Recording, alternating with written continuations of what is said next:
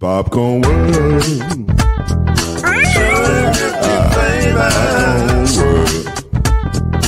Popcorn world.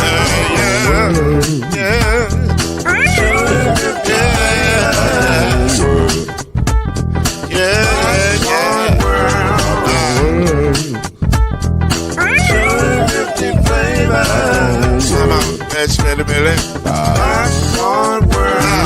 Can I make you groove now? Yes, I can. So you can get this groove in the back of a can. You can make it round the world when it holds in your hand. Popcorn world. 250 flavors gonna make you smile. 250 flavors gonna make you smile. 250 flavors gonna make you smile. That's that popcorn make you smile. Ah. Popcorn world. Popcorn world. Popcorn world. Popcorn world. The popcorn world.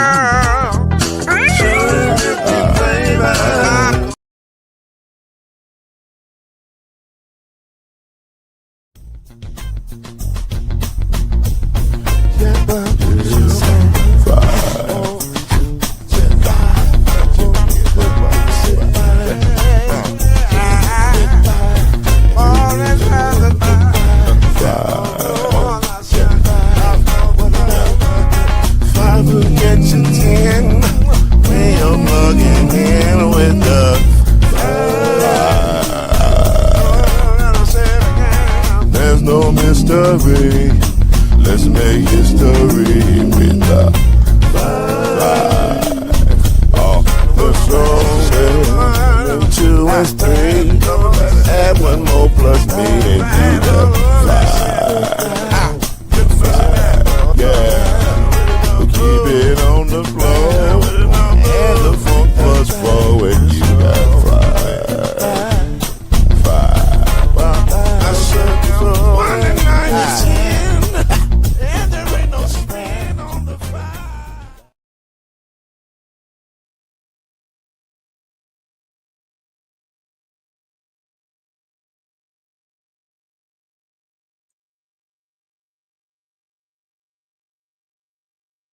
Man, we are rushing tonight. Or at least I am.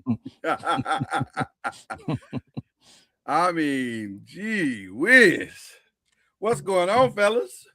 What's going on, man? Man, I'm on the rush train. All aboard.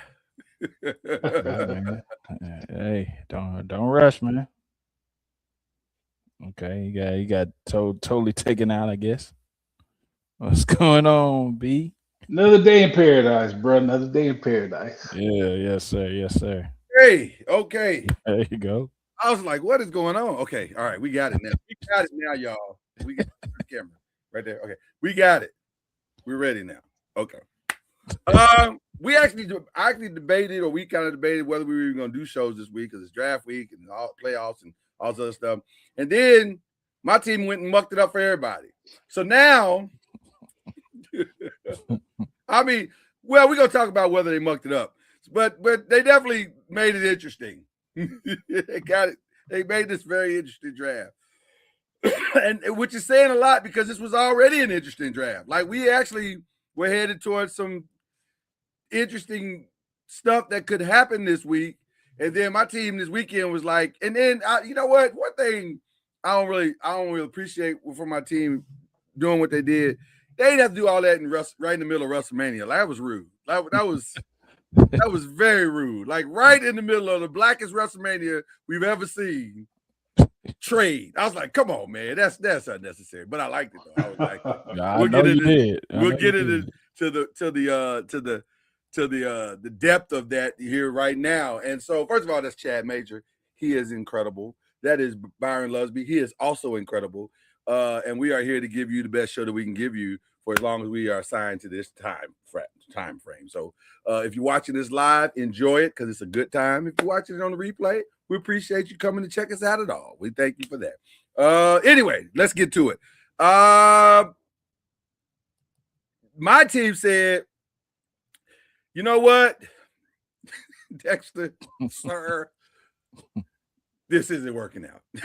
and if you know, and Byron, I'm sure by now you do, if you know the behind the scenes of what took place, for some reason, this was a very contentious negotiation. Now, I didn't have time to get inside information, although I did look at people that I trust. I'm sure Byron probably has some inside information that, and some of it he can share, and some of it he can't. I don't have any. Nothing this time. No, okay. So we're flying based on experience right now, solely on experience and what we know about the organization and the way trades typically work. So let's back it up for a little bit, and then we'll bring you forward. So we knew that there were negotiations over the last, intense negotiations over the last month. Apparently, something broke down between the GM and the agent and the player, and more specifically the player. The player has been dealing with the GM for quite some time now, and doesn't understand why his 7 years of service doesn't merit him the contract that he wants in the terms that he wants. Seems kind of familiar, though. It does seem kind of familiar. Not when you hear the rest of the story. Not when you hear the rest of the story. Well, familiar in the sense of, yes, this is his pattern. So if you're going for that, yes. I thought you were trying to make a comparison to the Cowboys, but I was. Oh, well, then you're totally off. Because it's not. It actually wasn't that they didn't want to give him money. They didn't want to give him money and not have more years attached to that money. So we're saying, hey, man, we want to give you some money. We just want to make sure we put some years on this thing so we can continue to build. We got a plan.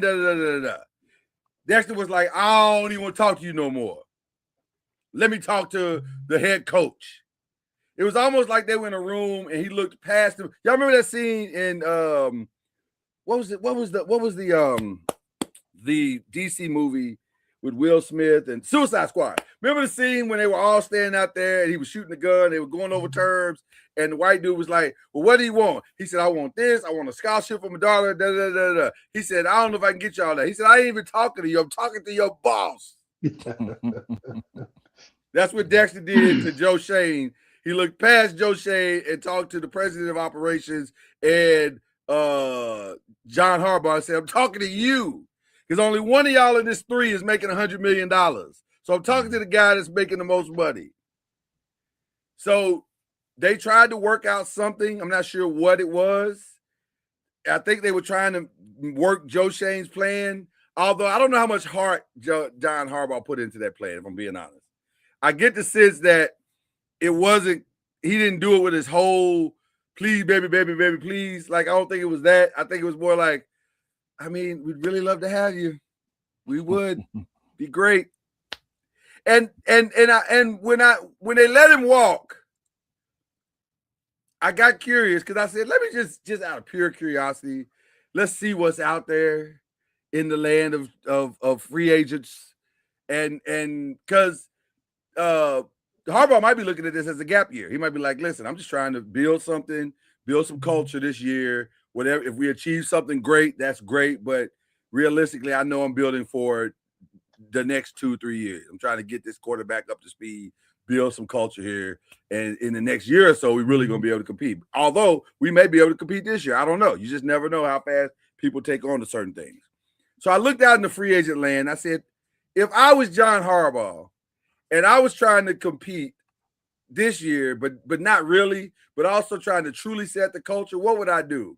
And lo and behold, there's this big old gigantic defensive tackle who still got a little bit left in the tank. Out there just dangling in the air. I said, oh, that's what he's doing. He done called Calais. I got it. I see the play now. I know what you said, Byron. You said, why would you call Calais? Well, because all you try to do is just survive a year or two. And so if you get a young player and a veteran, put them together, you might have a decent player. That's all you're really trying to do is get somebody decently in that spot. So Byron is not impressed. Well, listen, I'm not saying I'm impressed. I'm saying that's what you don't let an all-pro walk if you don't have a backup plan already in place. And I'm saying am I wrong about it? You don't let somebody walk that you know could help your team unless you already have an idea of at least where you're trying to go. Not necessarily. Really? Don't do I that, mean, Byron. Don't make me look think at of Jerry something. last year. What did Jerry do last year? Well, that's Did he have a plan? Well, that's an anomaly. That happens a Jerry, lot. It happens a Yeah. lot with Does bad it GMs. really? It's a lot of bad GMs. A I lot of told. bad See, I GMs. I Wow. It's a told you, lot of man. bad GMs. Well, told They listen. you. they may just be like, look, he's disgruntled, get him out of here, and we'll figure it out. Well, that's true too. Now that part also could be true. Now, what they did do though is they got a nice return. They got the one, and I'm gonna be honest with you. I didn't think the one in this draft was optional. I was thinking it's a 2027 one. Maybe it's a 2 this year. To get a 1 this year, Yep. that's good. That's hey, It's that's what you want. But if they were going to trade him this year, they weren't going to trade him for. They were going to trade him for a 1 this year. So that Yep. was. I figured if he moved, it would be for a 1. So they got what they wanted, and still have a couple of pieces left to make some moves if they want to. So all of a sudden, the Giants have some things to work with going into this draft. But before we get into that side of it, question one is not that. Question one is Dexter Lawrence trade was great for who? In the long run, the Giants. Okay. In the short term, they're not going to be better by him being gone. The defensive lineman with his, especially tackles with his talent, they don't grow on trees. So Right. in the short term, they're not going to be better, but maybe in the long term, Cincinnati, you'll be better stopping the run, but It's not enough. No. Yeah, it's not enough. So I would say the Giants won. Okay. I was actually going to say it was good for everybody. I was going to say that too. I didn't have a problem with anybody. I thought everybody walked away getting something that they needed. And nobody's really happy. Everybody's kind of like, And to be honest with you, from my experiences, those are the best deals. When we all walked away going, I wish we could have got a little bit more. But we still got something that we feel good about. That's usually a pretty good deal. So I think the Bengals defense will be honestly about the same. But it'll be a little bit better because Dexter's going to make them better. He is going to make them better. And especially against the run. Like he's a better than decent run stopper. So I do like that part. Will they regret it? That's probably false. I think in the long run, in the immediate first 5 games, yes, they will regret it immensely because you can't replace Dexter Lawrence as easy. It takes a minute to get that together. Like it's nice to be able to go into every season knowing that you've already solved one of your problems on the defense. And now you don't have that. Now you may have a run issue where you had fixed that. That at least was one of the things you were able to fix. So I don't know. We'll see how that goes. But I don't know. I'm curious to see now what happens. Because that's the question.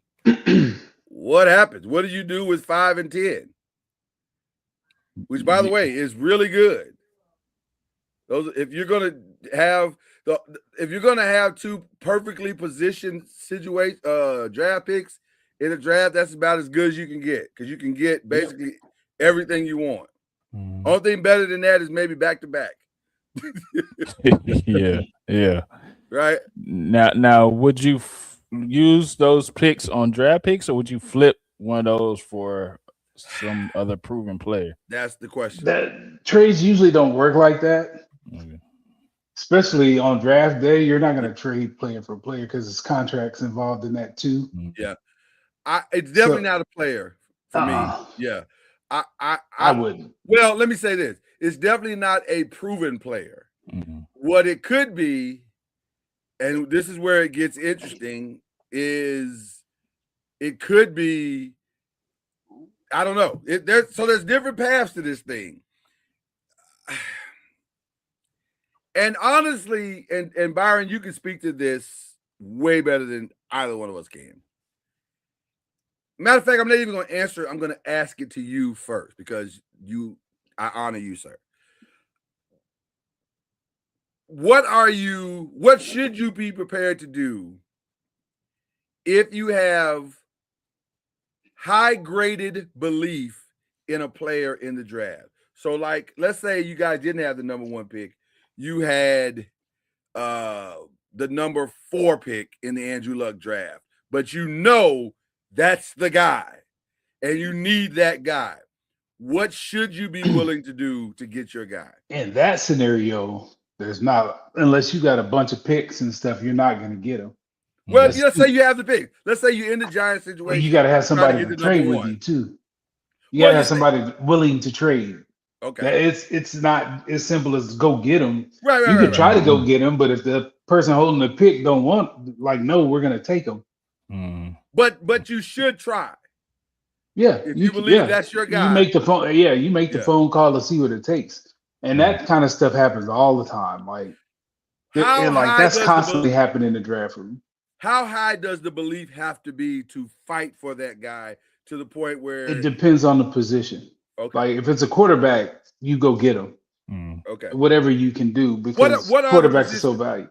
What I was gonna say, what are the positions? It just depends on your team. Like people that impact the ball, like pass rushers, left tackles, quarterbacks, receivers. Those are the top 4 paid positions. So you go with those first. Say it one more time. Quarterback, left tackle, defensive end, pass rusher, and receivers. Those are the top 4 now because they impact the game with the ball. And the other 2, the defensive players, they take the ball away. Gotcha. So here's the interesting juxtaposition that, and again, there's a believe nothing, but listen to everything during this time of year. You have to listen, but take nothing seriously. Just take your nuggets and try to piece it together from what you have. There is more than a little chatter that at least one of these picks is going to turn into an offer towards the 3rd pick to get Jeremiah Love. Or they do that, it's going to be both of them.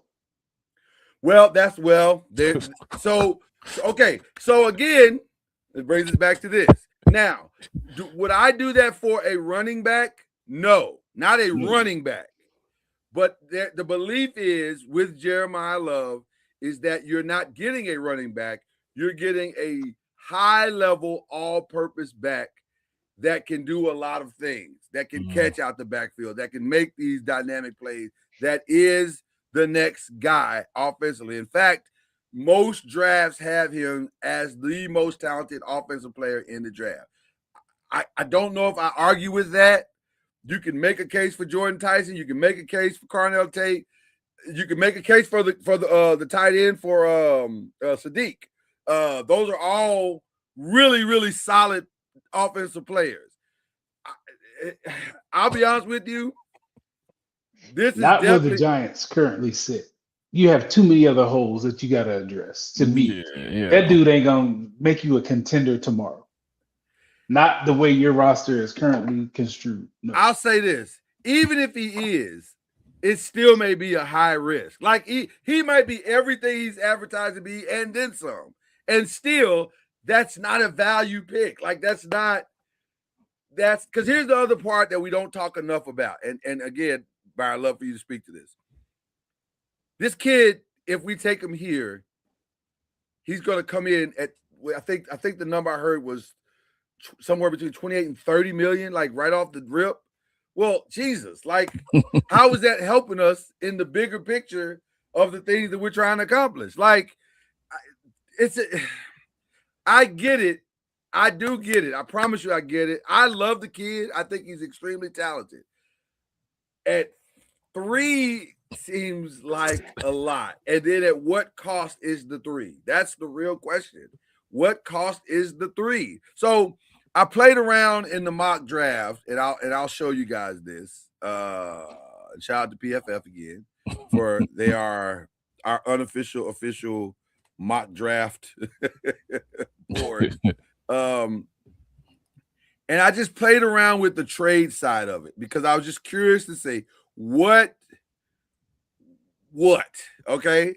So I don't think we can I wouldn't go up to 2. I just wouldn't do that. I know. Not for new. Yeah. Unless you're say you're Seattle, right. And you just won the Super Bowl, you think you can win it again with this. Right. Guy. And right. Then okay. So I tried 3 and 5. Here's what it said. This trade will not be accepted, which I agree. I don't think I would, that it's not going to be a straight up swap. So what I did was I said, what's the least amount you think you might be able to get away with? The least amount was a second round next year. Okay. So we offered that trade and lo and behold, they accepted. So now, if that's true, that's not horrible because you save the 10 and you still get your double pick. And you don't have to give up your second this year. You're gonna give up 10. They're gonna extort you. They're gonna extort you. They're gonna definitely try. But they're going to. They're gonna fleece you. They're not gonna give up the 3rd pick of the draft to move down to 10 without getting a lot back. Because they know who you want. Because when you call in and say, hey, what can we do for 3? Who are you taking? That's the conversation. That's exactly how it goes. Hey, who are you thinking about taking? Well, that's because if it's your guy, you just tell them no. We're gonna pick. Well, that's why I keep saying they're gonna try. They're gonna listen. That ain't gonna get it done, Chief. Well, hold on. Here's what I'm saying. I'm just trying to tell you. I'm not trying to defend it. What I'm trying to say, what I'm saying to you is, they're gonna try. I'm saying, it ain't. And again, it's up to the Giants. It's their room. They can do whatever they want to do. I personally think that's my ceiling. Yeah, I'm willing to give you a 2 next year and swap the picks. That's and maybe give you Kayvon if you want it because he don't want to be. He may or may not want to be here anyway. So that's probably as far as I'm willing to go. But multiple ones and I'm not doing that. Not for a guy. Because here's the other part, and I've said this on this show before, or I said it last week. I think I can back in this thing with Jadarian Price and get the same basic results. Like I think I can probably do that and get the exact, because all we're looking for is a change of pace back. That's all this is about. And so why not do something like that, then try to hit the home run with Jeremiah Love? And by the way, I don't think he's going to 3. All this Arizona go take him at 3. I think that is BS at the highest level. I think they are going to take Arvell Reese. It feels like, or David Bailey, whichever one the Jets don't take, they take another one. So that brings that. So then this comes to Jeremiah Love at 4, and they're saying he'll fall to us. He'll fall to us. So, and I think that's what Tennessee is counting on. That he'll fall to them at 4 and they don't have to do nothing but just sit there and wait. So the question I was really asking you was, do you agree with me or do you agree with them just giving whatever it takes? I agree with you. I'm not giving up that. Yeah. I mean, you just had a guy like that and you couldn't block for him, and what happened? Right. He was okay. I mean, he was still good, but your team didn't ever get over the hump. Team never got better. You had one decent year. Yeah. One. Yeah. Yeah. Your team you won one playoff game with that guy. Right. And I'm not doing that. I wouldn't, me personally. He's not going to make your team that much better. Yeah. As good as he is. You have too many holes you got to get fixed. I agree. Okay. All right. So let's pretend then. Let's go back to the reality of the world that they don't do anything. That they just say, "Hey man, we got the 5th pick and the 10th pick. Why are we mucking around with this? We can get 2 quality players, 2 starters. Yeah, 2 starters at this 5th and 10th spot." Yeah. The question now becomes, and then let's get back into the macro of the draft as well, because I still think there is a propensity for people to trade up. Would Washington do it? No. Where are they sitting? They're at 7. No, I think they're all right. That's a long way too. That's even further than 5. So you're gonna have to give up. The further down you go, the more you give up.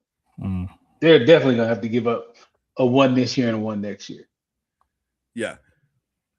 Yeah, it gets harder the further down you are. It gets even harder. I agree. But they are more desperate than we are for a running back. So that I don't know. I don't think they would have to trade with Tennessee, who needs a running back. So why would Tennessee do that? Their guy just fell to him. It doesn't make Tennessee's sense. going to take him if he's there. Period. I think so too. They're not going to take calls if he's there. The calls this week were, "Hey, are you thinking about moving?" The only way they'll probably move is if he's not there. Maybe trade down, but if he's there, they're going to take him.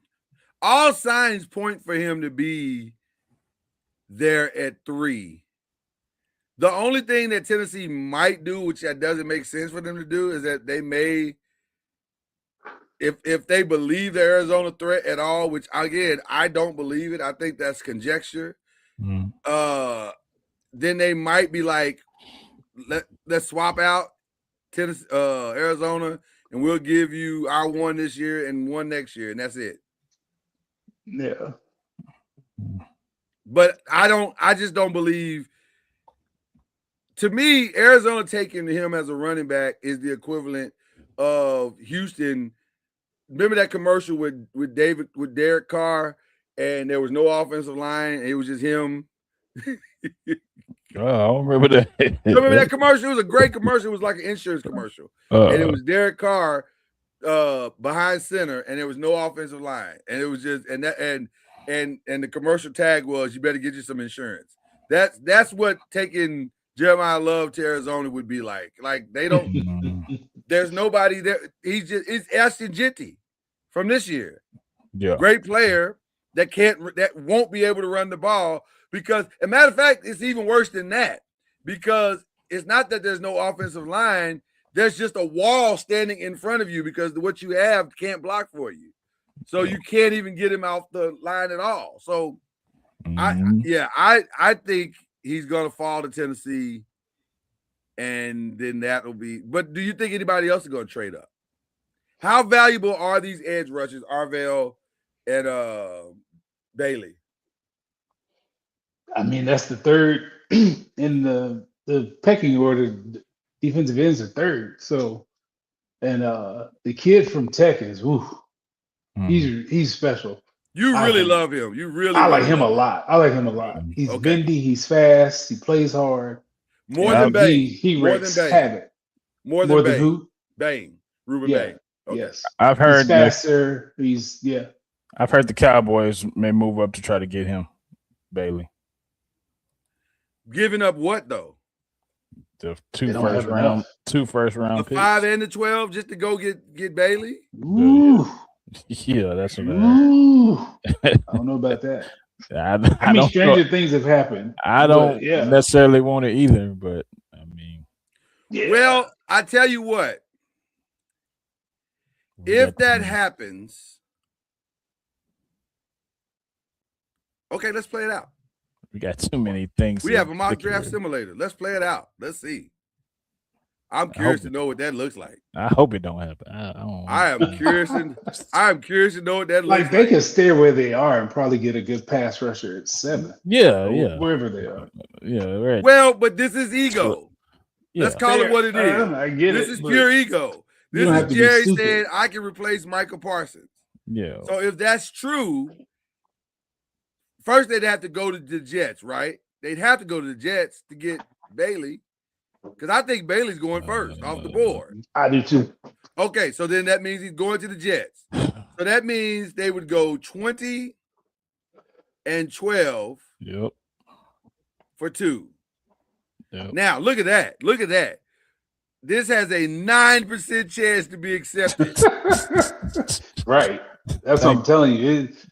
The further down you go, it's going to cost you. So I'm asking you, how far are you now? You got I don't want to do it in 2027. I don't want to do it. Now, They can get it for that other number one in 2027. Mm-hmm.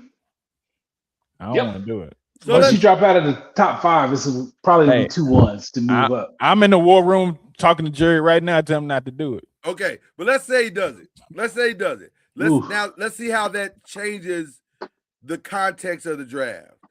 So that puts they take Bailey right there. So in that scenario, Then the whatchamacallit is going to take the next one at 3. hold on, let me pull it up. There you go. So in that scenario, Yep. the Cardinals take Reese, the Titans take Styles, and then so Jerry, they're not taking no linebacker. So let me look. No. So now let me look at the camera and say, Jerry, I can email this to you if you like. That is not what's going to happen. I can email this to you right now. That is not what's going to happen. I love this. Yeah, I bet you do, but that ain't how it's going to go down. What do we get at 10? Oh my God, this would be the dream scenario. This would be the dream scenario. No. Okay. No, then you're gonna have a back that can't block and a safety that don't take away the ball. So who do you? You're a whole lot better. Who would you think, or how do you think this would play out if the Cowboys decide to do that do something crazy? The back's going where he's going. He's going to. Tennessee's just gonna sit there because the Cardinals will take the next best pass rusher. Okay, they're gonna take whichever pass rusher out of the 2 is left. So let's play that out right now. I want to play that out right now and just see what that looks like. So that means, okay, so we're saying, hold on, let's go Cowboys. You made me have nightmares, man. Listen, this is what Byron lived through this. And how do you think he felt all the years? I'm sure he's stronger than It's not as dramatic as people think either. It's really quiet. It's no drama. You're just sitting there watching. Yeah. The closer when you get about 7 or 8 picks out, you kind of perk up, and if the phone rings, okay, who's calling? You can't control any of it. That's you're just sitting and watching. It's it's sterile. Mm-hmm.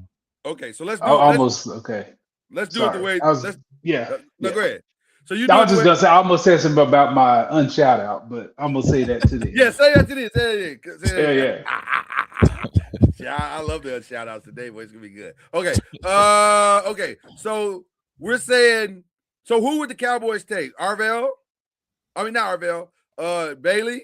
Yes. Okay. If he's there, yes, that's who you take. They would take Bailey. Yes. The Titans would take Love. The back. Yeah, they're not. Yes. So that puts then you take the offensive tackle. No. Yeah. You're taking the Mun guy. I think you take the tackle. I'll take a tackle before I took a defensive end with the Giants.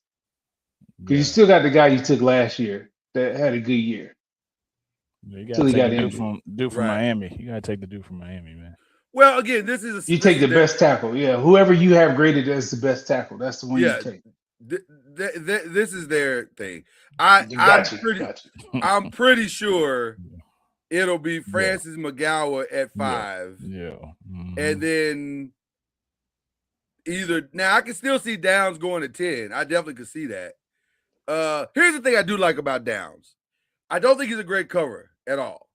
I think he's okay, but he's not great. But what he is he's kind of like Kyle Hamilton. I think he's an incredibly smart defensive player who can make reads and help the team to get in the places that they're supposed to be. And there's value in that, by the way. There's tremendous value in that. So I just don't want to take that at 5. I don't right. I'd rather take that at 10 than at 5. So if he can slip down to 10, that's wonderful. That makes it great. So this I can live with this. I'm sure you could. Now, let me say this. Let me say something also about this particular draft, the way this played out. If Reuben Bain is at 6 for Cleveland, do you try to get, or do you try before the draft with Myles Garrett? Here's my problem with the Myles Garrett thing.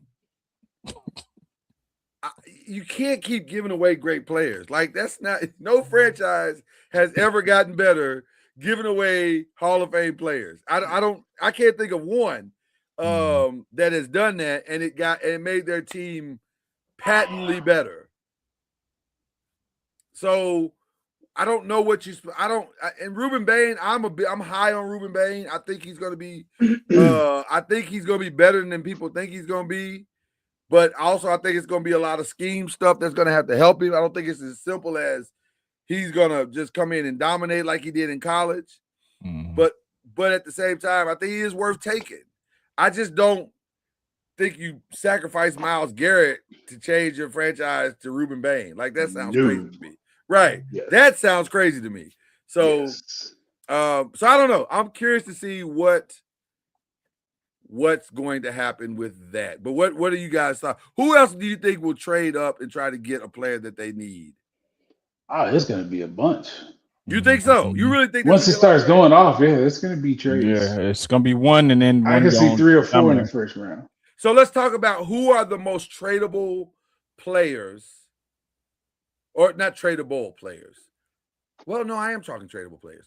Who do you think are the players that will get traded? I'm not talking players. I'm talking about picks to move up to get somebody that maybe fallen.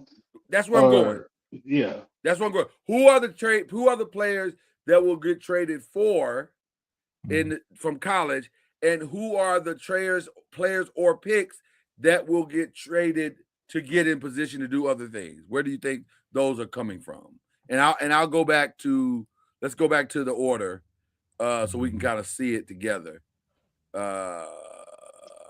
There's going to be a run. What happens is it starts a run. So, you're drafting, and all of a sudden 2 linemen come off. Oh, here's an O-line run. So is this guy going to be there? Then you start making calls. Or here's a corner run, and you need a corner. There's somebody you targeted then. Or there's a receiver run. Whenever those runs starts, that's when the activity picks up. So it's hard to say like which player specifically, but once 2 or 3 linemen start going, then you like, okay, here somebody could trade up because they're going. That's how it works. Who are the most desperate teams you think? You don't know that yet until you kind of see how it plays out. Anything you say now is just a guess. Right. Well, that's what we do. But you can't really. It's not an educated guess because nothing has happened yet. Okay. Stuff has got to start happening, but then you can kind of look and pair needs to what's coming off the board and what's left, and then you say, this team is going to trade. You can tell in the room. Yes, really? Because that's when you start talking about trade down scenarios. Okay, well, this guy, we wanted this because you're not going to get your guy. This guy's gone. We wanted him, so let's get out. Okay, so let's play that out. So let's say that the Jets really wanted David Bailey. That's their guy, and they don't get him. So then, there's no reason why they couldn't get him. Let's be clear. It'll start at 3. Okay, it'll start. If Arizona is dead set on Bailey and he's gone, and they don't want to take Reese, they've already been working the phones this week. If Reese, they'll start to call. Hey, if Bailey's not there, are you looking to move up? Let me throw out a whole different scenario because this is one that's interesting. I hadn't thought about this until just now, but I'm sure you can speak to this, Byron. Is Jeremiah Love a beard? Who? A beard. In other words, everybody's saying his name, but the reality is that's not who people want. Maybe the 3 guys at Ohio State are the guys. Maybe it's the 2 edge rushers and Styles are the 3 people that really everybody wants. And so the angling is more so for that, and Arizona's saying Love, but the truth is, I don't know. I'm confused about the Love thing because the Love thing doesn't make any sense to me. I'm looking at a mock, and it has Monungai going to Arizona at 3. I can see that. I can absolutely see that. Yeah, that seems way more plausible. I could absolutely see that. Then it's got Bailey going at 4. And I don't see that at all. It's got I don't think Bailey's going to be at 4. I really don't. I don't either. It's got Jeremiah Love dropping 7 to Washington. No. I don't think he'll. I'm gonna be honest with you. Yeah. 5 is the floor for him, I think. Yeah, I think the Giants don't want to go get him. Mm-hmm. They want him to fall to them. Yeah, and if he falls, then they'll take him.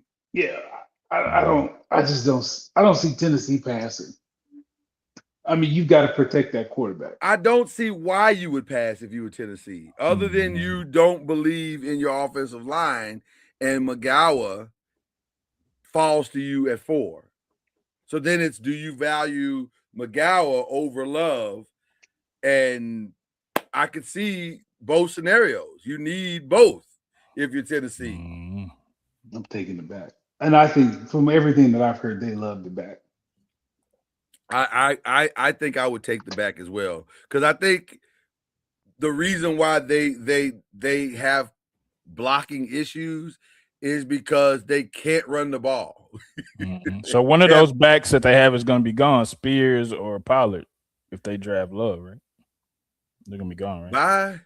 Yeah, you can keep Pollard. You can keep, because then you got Thunder and Light. You got to change the pace guy. Yeah, I wouldn't. That's not a loss. Like, I'm just and if it comes down to it, you kick rocks. Yeah, I Love and Ward together could be special.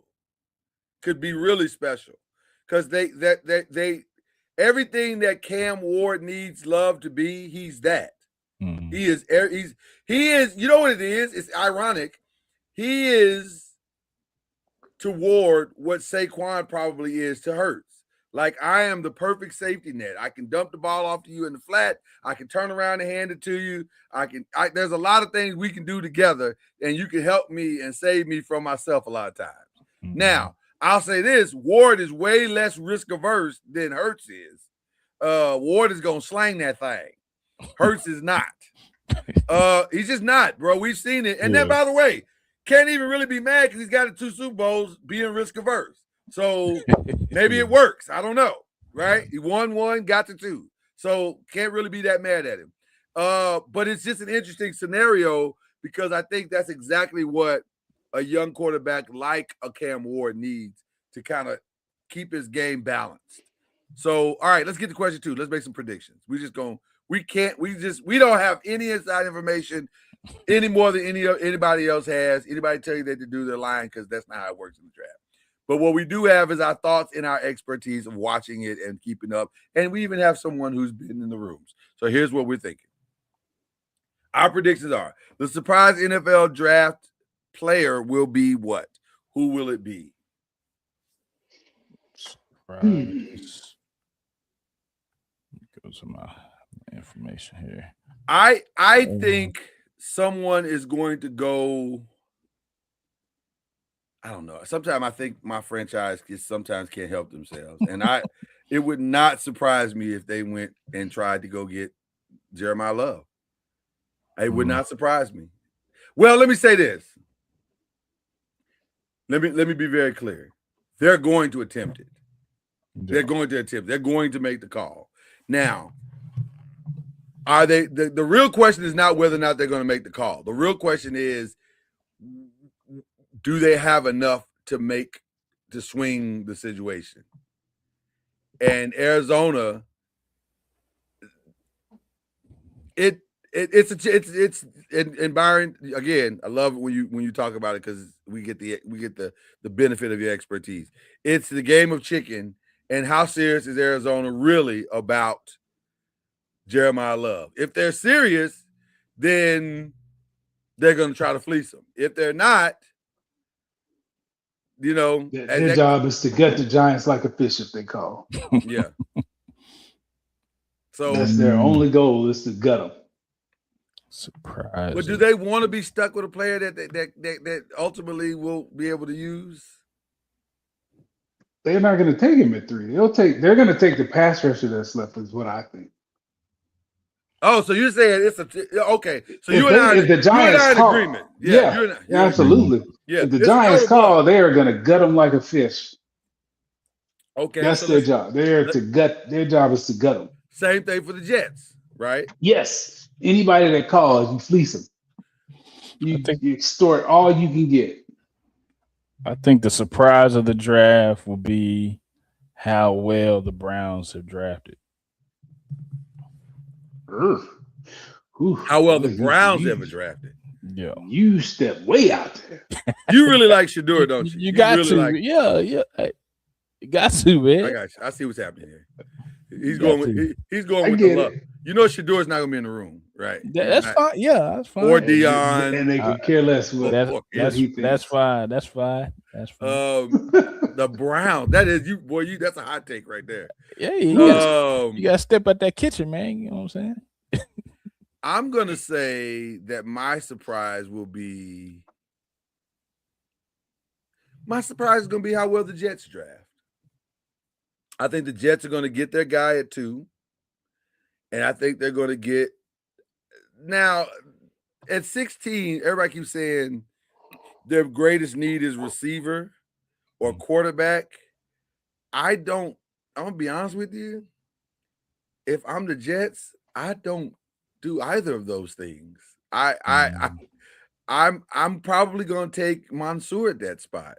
Like, let me shore up my quarterback position. I just let go of a Pro Bowl quarterback. I need to replace him. Let me replace him with Delaney. Like, let me go ahead. Let me do that now and get that out the way. Or I could take the risk that Jermati Moore is going to fall into the second round, which, depending on how people believe in his injury history, it could.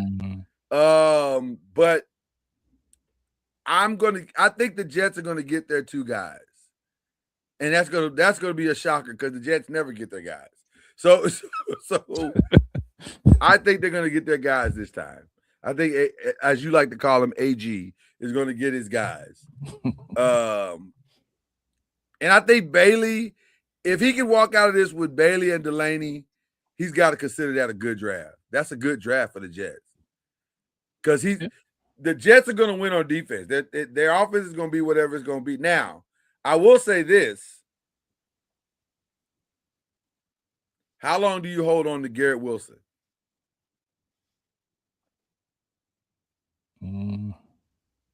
As long as you can keep him happy. He ain't happy. Until he makes too much of a stink where it's a distraction. He hasn't publicly, but don't you have to see what him and Gino do first? And if they don't work, then you can kind of move on, kind of see if they got chemistry or not. And if not, then, like you said, he's going to be making a stink about it, and he's going to want to trade. You could, but also because there are so many teams that need wide receiver help. If you traded him, you get a boatload. That's what I'm saying. B-Luz. He's good. That dude is good. I think I would at least dangle the carrot out there. I think I would. I really think I would. Because because Ty Simpson ain't my guy. I don't believe that if you're the Jets. I don't think he's the guy. So then, now Taylor Green might be the guy. But I ain't got to take him in the first or second round. I could probably get him in the third. He might be. Because he's closer. He's closer to what I'm going to be doing with Gino than Ty Simpson is. And he's faster. And he's got a better arm. So now he's not as accurate. No. Right. That's the problem. But I'm not going to start him anyway. So if I he's sit not him, going to go real high though. He's not going to go high. So that's what I'm saying. Why not? If you're the Jets, your quarterback isn't in this draft. So why not? So why risk mucking up the culture for a whole year with Garrett Wilson being angry because he can't get the ball? That's a Pro Bowl talent that's not going to reach the Pro Bowl anytime soon. So why not dangle him out there to somebody and say, hey, I'm just throwing this out there. Y'all can do what y'all want to do with it. I promise you tomorrow morning I'd wake up with Adam Schefter saying the Jets are allowing teams to negotiate for Garrett Wilson. I just float that out there. Because you just never know. You might end up with 4 picks in the first round instead of 2. Yeah, I mean, because right now you gotta listen. If people call, you gotta listen. Well, but once again, I'm getting a haul for that dude. I need help. If I'm the Jets and even for my own squad, man, we need help. We need players. We don't need to just be. Yeah, it's fine to get what we got, but Kayvon Thibodeau, with all due respect, that if he comes back, he ain't really helping us. So I think we got enough pieces on defense to make ourselves what we need to be. We need more younger, and we need to get some money off the books so we can continue to build out what we're trying to build out. Yeah, but Garrett, didn't they? I don't remember his contract. If I was the Jets, I'd try to draft, like you said, somebody on the other side, a wide receiver, so they have more. If you're gonna keep the pick, I'd go corner at 16. Corner? If you're gonna keep it, I'd go corner because you got your edge rusher Delaney, you got your corner in Delaney, and you got your edge rusher in Bailey. So you're halfway to where you want to be. But I'm not taking a wide receiver in the first round. I'm not. Why would I do that? Like, that doesn't help me. That's costing me money. Is what that's doing. Unnecessary. It's gonna be hard to move Garrett Wilson with that big old contract, though. I agree. Listen, I'm not saying it's easy. I'm saying that's the most tradable, other than Breece Hall. That's the most tradable I could get a haul for a player on my team. And you're not trading Breece Hall because there's no value in trading running backs like that. So it's got to be Garrett Wilson. So I would at least listen. In the words of Ray Charles, my mama said, "Ain't nothing wrong with talking." I mean, I'm looking at about 3 mocks and it's got Jets at wide receiver going at 16. Yep. No, bro. And who are they taking? It's either Jordan Tyson. They think he's gonna fall because of the. I don't know that he'll get down that past the Ravens, but they think he's gonna fall because of injuries. Yeah, the Giants actually had dinner with him and had a long conversation there, and there's rumors of a love fest there, but at 5. And also Cooper from Indiana. Got those 2 slotted at that. See, I don't know how good Indiana receivers are because I never thought that their passing game was that dynamic. I just thought it was efficient, and obviously it was efficient because it got them a national championship. I think Fernando Mendoza does what is necessary. He did what was necessary with that passing game. So I don't know how good they are. So to take one in the top 20, is Cooper really that good? Byron, does he look that good to you? Like top 20 good? Mm-hmm. Okay. I like the Texas A&M kid a little more, me personally. Concepcion. And see, I haven't heard his name mentioned a lot. And I'm not sure why. I don't know how. Yeah, I heard him. I heard him. Is he a senior? He's a senior, right? Yeah, he's coming. He's out. I don't understand why he didn't come out last year. Because I thought he was hot. I thought he was smoking hot last year. He had a good year this year, too. He did, but that's what I'm saying. But this year is a lot more crowded, I think, in that Tate is there and Mekhi Lemon is there and Jordan is there. I'm not a real big fans of those 2 that high. Really? I'm not taking slow guys high. There you go. Okay. There you go. You want to speak? That's me. Yeah, absolutely. Absolutely. That high? Yeah, absolutely. Okay, fair enough. So I don't know. I think the Jets are going to figure this out, at least through this draft. The winner of the draft to be who? When it's all said and done. Let me see. I had to go back. Somebody has 10 picks. I forgot who it was. 10. Oh my God. Yeah. Isn't it the Jets? It might be the Jets. I mean, they should hit on. Let me pull up the Jets real quick. 1, 2, 3, 4, 5, 6, 7, 8, 9. They got 9. Goodness gracious. Yeah, they got 9 picks. I think the Jets. The Steelers have 12. Huh? The Steelers have 12. Vegas has 10. Yeah, but The the Browns, Steelers Chiefs, and is Detroit have 9. who did you say had 10? The Raiders. That's what I was talking about. The Raiders have 10. Yeah. Mm. The Raiders should come out of this draft It filling a should. lot of holes. They should. And they did some pretty good signings on free agency too. So they should be by default. It should be the Raiders, right? Because at least they got the quarterback. They got a plan. They got a clear plan in place for the first time in forever. Quarterback and a running back. Yeah. So we'll see. The second best quarterback in this draft is who? Goodness, I have no idea. Ty Simpson. Is that by default? Yes. Yeah. I don't love Ty Simpson. I'm just being honest. I don't either, but he's gonna go second. Yeah. And after him, it's a big fall off. I don't love Garrett Nussmeier. I definitely don't love Drew Allard. And this is not even shade to the injury. I didn't love Drew Allard before the injury. Like, what does he do that's because he's 6'5", 235? That's why I would take him? No. Drew Allard to me is a project. Like, if you just want something to do, like if you're looking like it, to me, he's a jigsaw puzzle. You put him on the table, and over time, when you got some time, you put it together. But he's not going to start in the next 2 or 3 years, is he? No. So what are we doing? Like, the only one that I don't love Beck. I don't love Klubnik. You know what's crazy? This draft went from being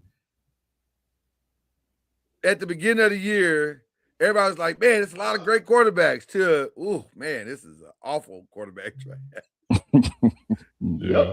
Like, overnight, it went to that. Yeah. The kid from Kansas, Jalen Daniels. No, after you get after the top like 3, it's weak. It is. Or it's a bunch of guys with big questions. Like, and to be honest with you, the guy at the top has a lot of questions. Yeah. If we're being honest. Yeah.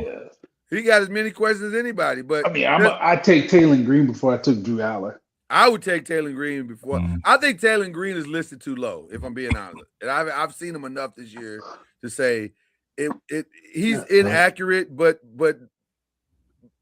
I'd be curious to know what his accuracy looked like behind a halfway decent offensive line, like which he never played with. So, your boys, we ain't gonna leave your boys out. What are they gonna do? Hopefully, not mess up. They usually draft pretty well, though. Yeah, I think we're gonna go cornerback at 12, and then cornerback at 12. Really? And then we're gonna go defensive end at 20. Hold on, Slappy. I'm not letting you off the hook with that. Cornerback at 12. So at 12, I think he's trying to trade up. That would be Mansour Delaney. Don't say that, Byron. God, I'm just telling you, that's. I'm good where we at. I'm good where we at. But he ain't. So, and he's got a mistake he's got to get rid of. Who's that? He's got to make up for it, not get rid of. Make up for the mistake he made with. That's the part to me. That is the worst part of what you just said, because if he comes to the draft saying we got to fix our wrongs, then inevitably he's gonna screw this up. Exactly. Like, there's just no way for him not to. And so now I think, and here's the other part that makes it bad. He knows he's got that Green Bay first round pick in his pocket. And that's why he's going to screw it up, because that's the one he's going to dangle out there. He's going to say, well, I got a one next year. You can have that and switch out this year. And then he's going to end up with not having really anything. We need to use those 2 picks on a cornerback and a defensive end, and then going about our business. You said cornerback, though. Yes. We need a starting cornerback over a starting edge rusher. I mean, you can still get an edge rusher at 20. You're saying stay at 12. Yes. And get Mansour Delaney if he's there. Yes. Or Jared McCoy. Yes. Because those are the only two. Or you can take Avion Terrell, but you'd be reaching for that. No, we're not doing that. Yeah. The other name I heard was Chris Johnson out of San Diego State. That's he's supposed to be rising up the draft board in the first round. Yeah, 20. At 20. That's what. Yeah. It's just a lot of. That's why I'm nervous, man. I'm nervous. I don't know. Nervous. I didn't see anything in Chris's tape that made me go, I'm nervous. Yeah, let's reach and go get him. I'm nervous. Thoughts, Byron Lusby. Chris Johnson. They say he's rising up the draft board, so I don't know. That don't happen. Ain't no fast risers. They've all been there, and the media is just not hearing about them. Right, he's rising up mock draft. Yeah, the media. Okay. Right. Yeah. Media driven draft board. That don't ever happen. Gotcha. I would stay put. I'm not trading up. Exactly. They got holes too. They got to fill. So looks like they're gonna need a receiver. Oh man. I mean, I would stay put. Take the best pass rusher first, and then and then best player. If it's a corner that you like in the first round, take him at 20. But if not, take a cornerback in the second. Or Bain might be there if you want to just reach for that. Because he'll be the best pass rusher if all the other guys gone at that point. Yeah, he might be there. Yeah, it's very possible that he's there, and that's not a bad pick. Mm-hmm. But again, and with Quinnen Williams helping tremendously in the middle of that defense, that might be enough to free Bain to get one-on-ones and to become the guy you want him to become. That actually might be a perfect fit for what they need and what he needs. He needs to play with a dominant tackle so that he doesn't catch the double team. The tackle's catching the double team in the middle. So if he has that, but if you can zero in on him, that's the ball game. He's just a guy at that point. Yeah. So, all right. Oh God, I don't even want to answer this question. Did you answer it already? You answered it already. Not really. I didn't. This is what I want them to do, I guess.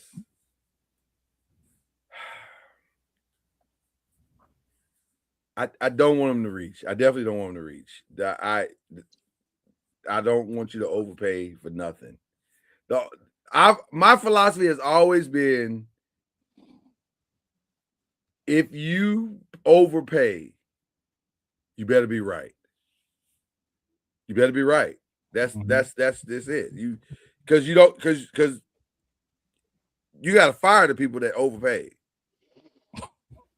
No, I'm being serious. Like, you can't be overpaying. Like, if Chris Ballard that drafted Andrew Luck, Byron, or who was that? Okay, Ryan Grigson. Okay.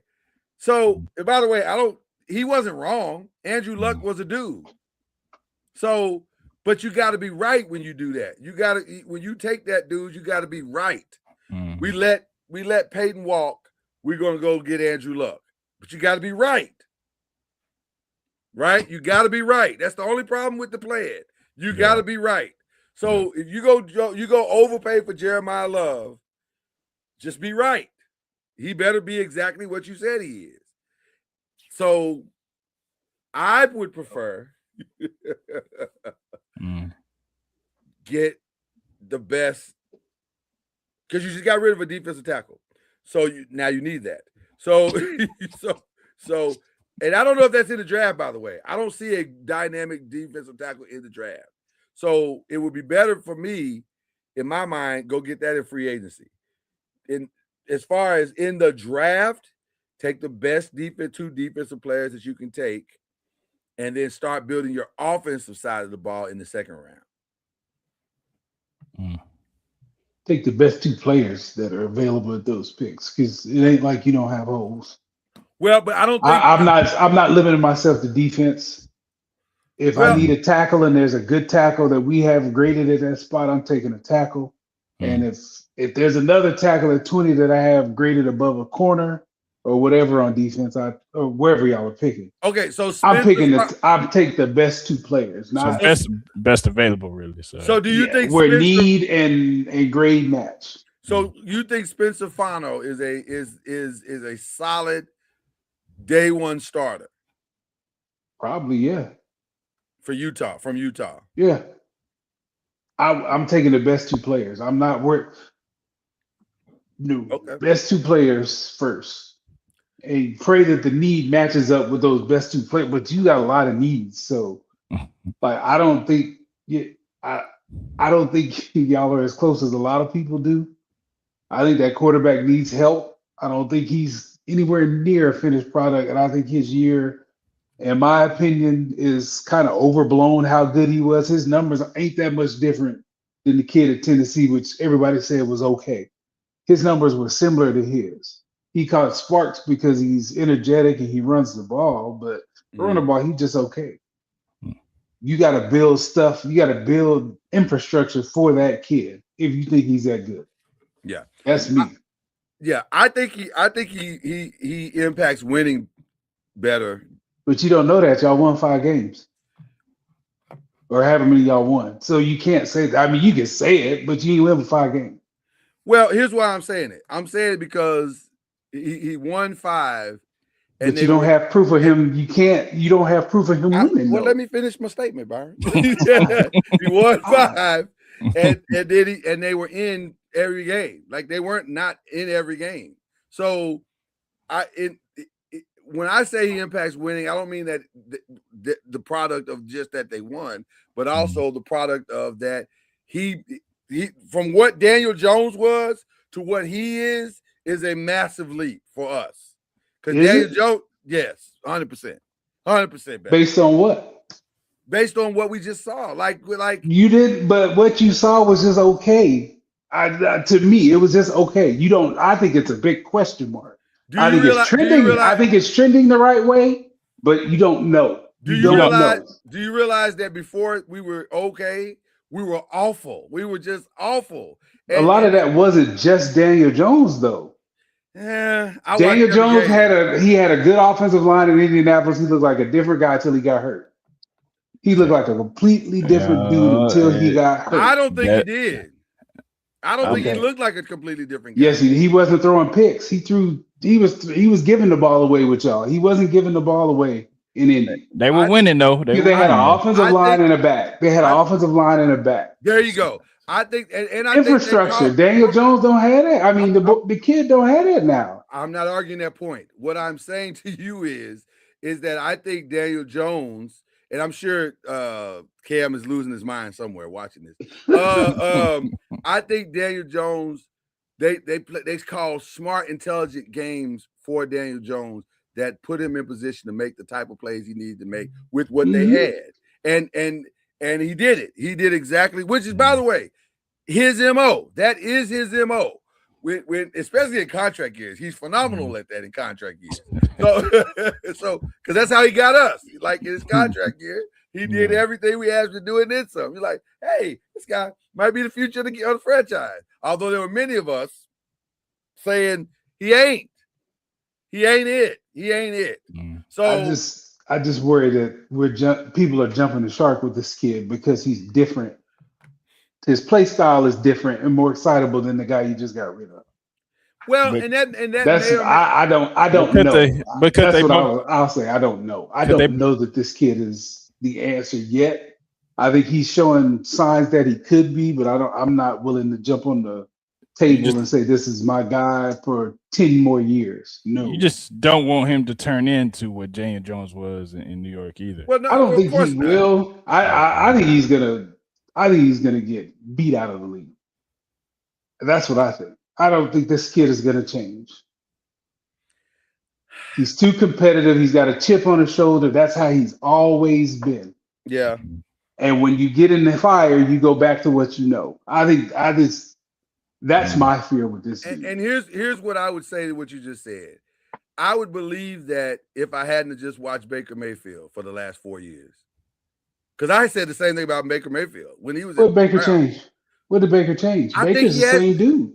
I disagree. He's got a better cast around him. He had that loser stank of Cleveland on him. I disagree. Hey, I mean, he did. I think when he went to the 49ers for the half a second, and then he came on over, that was enough for him to maybe understand. Okay, I can take some chances, but there's got to be some balance. And I think his game is far more balanced than it was before. I do. I think it's better. And I was one of the biggest guys saying, man, he is overhyped. It is not what it thinks. But I don't think it. I think he's figured some things out. Which is, listen, he was the sole reason last year why they stayed in contention. Like they lost Mike Evans, they lost the other kid. They were out there with baling wire and tape, and he was keeping them in games because he was making some good decisions. Now he made some awful ones as well. But I think that's what you get with Baker Mayfield. I think that may be what you're saying about Jackson Dart. Like he gonna make some bad decisions, and I think that's true. But I think he's gonna run around, and he's not gonna.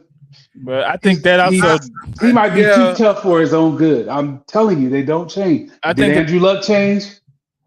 Andrew Luck had his liver lacerated doing the same stuff they kind of told him he kind of needed to chill out on. Running the ball reckless. Get down. He didn't get down. I'm telling you, they don't change. Chase Payton, he's a gambler. He's gonna put the ball in harm's way, throwing the ball that way. It never changed. And I don't know if you want him to totally change. What I think we want him to do is to be just way more strategic about it. And because here's the other side of that. For you saying it doesn't change. Well, Josh Allen changed. Josh Allen is a better player today. You can be a better player, but your play style don't change. His play style hasn't changed. But if he becomes a better player, then that's the change we're asking for. We're just saying be smarter. If you want to take a risk, just be smart about the risk. Be smart about the I think Baker and Jackson are going to benefit like Baker benefited from better coaching after he got out of Cleveland. Jackson's going to benefit from better coaching with John Harbaugh as well. So I think that'll also make a difference as well. Let's see. Yeah, I agree. I agree. We'll see. That's all I'm saying is just like don't put him as he's a top 15. Oh, calm down. Well, but I don't even know if he needs to be that for Correct. them to be. Just calm down and just let him grow before we put all these expectations on him. Well, he was okay last year. Let me be very clear. So grow on that. I don't listen to. And I'm not talking about you. Yeah. It's the generic you. Right. Yeah, I'm never gonna do that. Because I got eyes. I see what. Everybody just calm down and let him figure it out, and not expect him to be a 10-year pro in year 2. Best receiver in the draft is who? If healthy, I think it's the Tyson kid. Yeah, I like him a lot. Him, and I think Concepcion is going to be sneaky because he can return. I think Tate's better than people think he is. I do. I do. I know he's not fast. That extra. I know. I understand. But now, if he goes to the right spot where they have a one like that, he could be Reggie Wayne. Here's what I love about Tate. I love the way he tracks the ball. I love that he catches it strong with his hands in different scenarios. Because I saw him make some catches, and his quarterback. And let's be clear, his quarterback was awful. I don't care what you say about the kid; he was awful. He was awful all year long, and you can set it right next to the. Huh? I will never argue that. Yeah, he was awful, and to me he was Johnny Manziel 2.0, because Johnny Manziel I thought was awful from day one, but Mike Evans made him look like a Heisman Trophy winner, and I think that's kind of what happened here. Like the quarterback for Ohio State looked way better because Tate can catch. Those two receivers can catch anything as long as you get into that general vicinity. They can catch it. Yeah. What do y'all think about? Yeah, go ahead. I said, what do y'all think about Denzel Boston? I like Boston. I think. I don't love him. Huh? I don't love him. I don't love him. He feels more like Wandale to me. Like eventually he's gonna get really good, but he's not. I don't think he's there yet. To me, the second best receiver is the tight end, Sadiq. Like Sadiq is for real. Yeah. And he's what I thought Kyle Pitts was gonna be. I thought Kyle Pitts was gonna be all of that. Yeah. And by the way, should Atlanta be still in the Kyle Pitts business? Yes, they finally used him a little bit last year. Finally, it only took 7 years or however many. Do they have a quarterback that can maximize his talents? We'll see. There's gonna be Tua. We'll see. Yeah, I mean, no. That's what I'm saying. I forgot Tua's there. That's what I'm saying. That's what I'm saying. See, there are some teams that have receivers that they should get rid of. Yeah, but Tua's a stopgap guy, so yeah, but you're gonna get Pitt hurt out here throwing them raggedy across the middle balls he be throwing, and I would move on, but that's another. The worst thing that could happen to Sadiq is he go to the Chiefs because I don't want to see that. I don't want to see him. Well, oh my God! Let me be very. That means they back. That means they back. If he goes to, but I think they're going. Don't they have to go corner? They got 3 corners. You don't have to take corners in the first round, though. Yeah, they got 2 picks in the first round too. There's no such thing as shut down corners anymore, so I don't know that I take a corner that high. You're right. Okay. The way they call pass interference and stuff, I'm not taking corners real high. I know who's going to go in the top 5. Who is the best defensive player in this draft? Kid from Texas. When we look back from a year or two from now, who are we going to be talking about? Kid from Texas Tech. No, without question. Without question. Okay. He is bendy. He's fast. Them dudes are rarely misses. He's just not real. He's not big, but that dude is good. I like him. I don't know if guys are big anymore. Fair. I mean, other than the Cyborg in Cleveland. With the combination is what I mean. I guess is what I mean. Like, other than that Cyborg in Cleveland. Yeah, that's the freak. We are at the NBA playoffs right now and Eastern Conference, and the Philly-Boston series is tied 1-1. I had not looked up, so I did not know that, but because Boston was winning when I looked up last, but somehow I just saw it.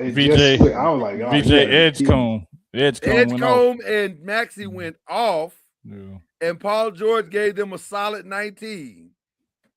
Hey, if he could do that, man, yeah. Wow, they got the ghost of Paul George revived. Yeah. Wow, interesting. And they held Tatum to 19, and Jalen went off. He had 36.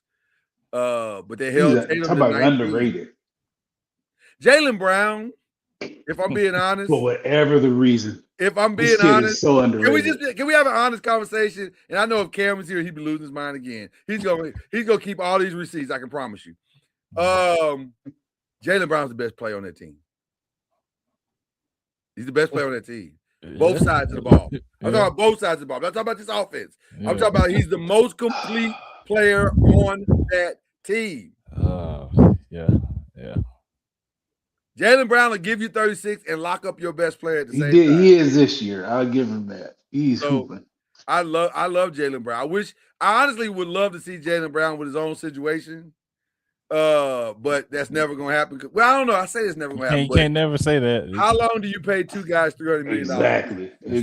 As long as you can, I guess. Well, it feels like that ain't gonna be long. $600 million locked up to 2 people is crazy. So we won 1 in Philly. Wow. I mean in that series. That is very interesting. Mm-hmm. We are also, by the way, I have a question. Did the Denver Nuggets screw up their own path to the NBA Finals? They gave them boys hope. Yeah. They gave them boys hope. You can't. Well, I'm talking about even before the game, because I've been saying all season long, tanking. Minnesota is not the team that Denver should be trying to play in the first round. That is not a good match. Because here's the problem: All Gobert got to do is just get in Jokic's way for 48 minutes. That's it. Mm-hmm. It ain't even got to be great. Just get in his way. They can stop everybody else. They're They way more have the athletic defense to stop than everybody. Denver. Yes. Yeah. And Minnesota's they're dogs. They are dogs. They don't care. Minnesota's a team that's been tested in the playoffs too, so they're not scared of you. But that's their kryptonite. That's the whole West is the matchups because Minnesota's Denver's kryptonite. Denver is the Spurs' kryptonite, and the Spurs are Oklahoma City's kryptonite. That one half that they played Jokic in the final game could cost them the entire playoffs.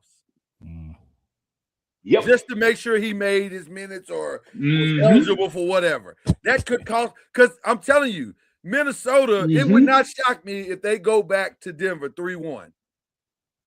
They believe. That would not shock me. It could happen. Yeah, and they got that dude that if he smelled blood in the water, it's a wrap. Well, and then Denver don't play. Their role players don't play as well on the road. It's like Bron. You know what? Bron drives me crazy because he acts like he's the next coming of something, and I'm like, fam, you are a role player at best, and you're only as good as the cheers from the crowd, or the wide open shot that you can hit. That's as good as you are. You're not. You're. And I agree. Listen, I know they were trying to talk about my man. That was talking smack to a Jaden Daniel. Jaden was saying they ain't got no good defenders. Where's the lie? Jokic don't defend. No. Murray's not a great defender. Yeah. The only great defender they have left on that team, if you Gordon, maybe. He and Brown are better than the rest of the team. But I'm not sure that's saying a lot. Like, I don't think he was lying. I know they didn't like what he said, but where is the lie? Just tell me what the lie is. I'll get on board with you if you can tell me what the lie is. Ain't no lie. They're just okay. And there's nobody that Minnesota is afraid of. They're just not going to be intimidated by none of them dudes. Yeah. The only thing Aaron Gordon is that he's stronger than most guys. So he can kind of bully you off the spot or give you hard fouls and those type of things. But his footwork is just okay. His defensive footwork is okay. It's okay. But come on. So I think Denver may have screwed themselves. Now, as we also have been on this broadcast, it has been reported by Shams Charania that at 9:30 tonight, Kevin Durant will be joining his team on the court. Now, that may or may not make a difference. I don't know. Because I don't know. I'm going to be honest with you. I have no idea what Houston's offensive philosophy is. They don't throw KD the ball. Yeah, and get out the way. See what happens. Everybody run to the rim. In offense, in high school, we call their offense Hully Gully. It's whatever. Throw it to KD and y'all go. It's either KD or Alfred Sagoon. One of them is going to get the ball. Right. And it needs to be KD because Sagoon don't have but 3 moves. Right. He got that drop step. He got that baby hook. And if he can get close enough to dunk, he will. That's the extent of his offensive game. Yep. And the Lakers' strategy will be to keep it close until 5 minutes left in the game if they can. Listen, that may not be a bad strategy because they don't have a point guard. So they don't have a person who can distribute it to anybody else to make a play. So that was a worse move, not signing somebody in the offseason. Well, you know what's funny? When you watch CJ McCollum last night, shout out to Atlanta Hawks who made that series interesting. There was your point guard right there. There was your point guard right there.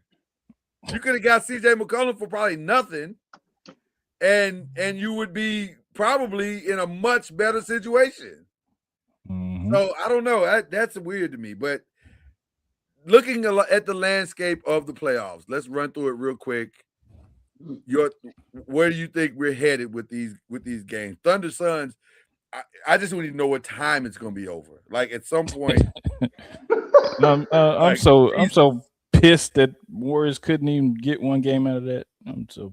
I don't know why you are though. I'm so pissed, man. I don't know why you are. We're gonna come back. I mean, that's your fault. You set yourself up. You knew they wasn't. Could have been better. Come on, man. Steph ain't right, and he got to play all them games back to back to back. Let's He used up all his magic that game, but good Lord, did he use it up? Yeah, he did. Yeah, he did. My God. Listen, as a Laker fan, I'm saying this. My favorite player to watch in the NBA has been Steph Curry. Like I thoroughly enjoy watching that man play. It is a good time. And I'm just glad the media stopped calling him babyface and nice. Yeah. No, that dude is a stone cold killer.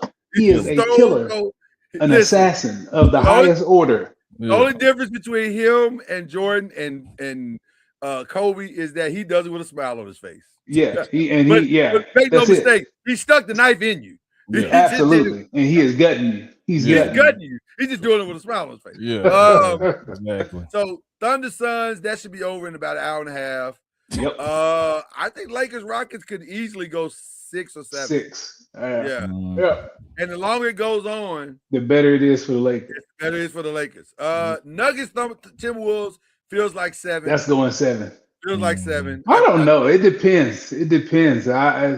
I can see it going back to Denver 3-1, and they won't have any fear of going to Denver and closing it out because they closed them out in 7 2 years ago. If it goes back to Denver 3-1, it's going to end in 6. Yeah. It's going to end in 6. Because Minnesota ain't going to keep mucking around with them. They're not going to do that. So, they can't. Right, they can't.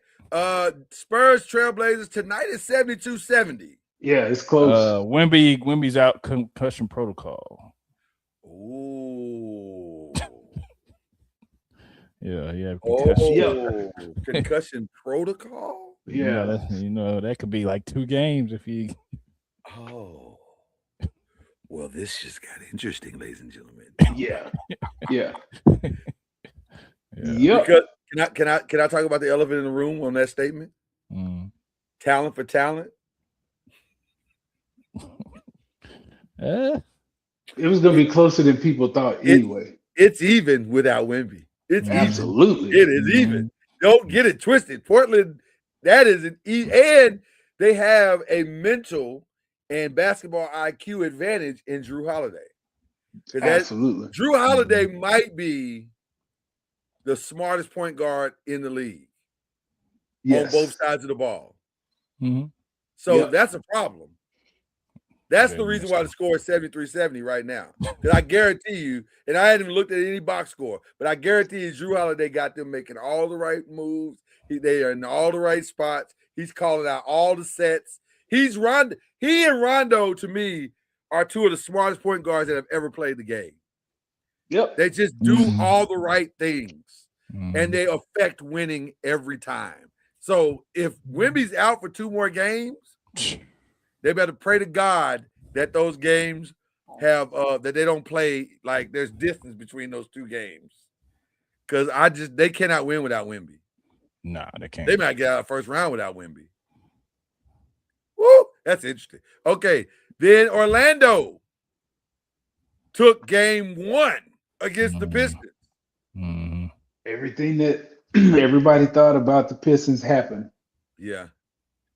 If Cade ain't scoring, where's it coming from? You got to have been there, man. You got to have been there, and you got to know what it means to be there, and you got to know what it means to compete at the highest level. Now, will JB get them to figure it out? I mean, history says no. Who's going to score? That's the problem. If Cade ain't scoring, where's the scoring going to come from? Are we about to see the Seattle Supersonics beat the number 1 seed? It could very well happen. Oh my God! The other guys got to step up, man. Durant got to step up. Durant got to step all the way up. And by the way, Tobias Harris. Oh, that looks bad, man. To lose to the Magic like that's crazy. But like start to finish, like it was never close. Yeah, it was never in question. Magic came out and punched him in the mouth and continued to punch him in the mouth for the whole 48 minutes. What time will the Raptors Cavs be over?